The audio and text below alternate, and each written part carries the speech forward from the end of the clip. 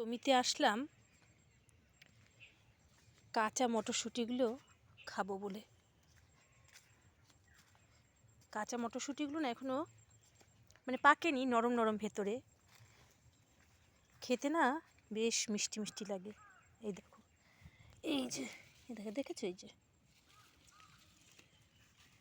তারপর দেখো এই যে দেখো এই গাছটা অনেকগুলো হয়েছে। এই যে তো এখান থেকে দুটো মটরশুঁটি তুলে আমি খাবো। এ দেখো 4টে তুললাম, এইটা আমি খাবো। এই দেখো ছাড়িয়েছি, দেখো কেমন নরম।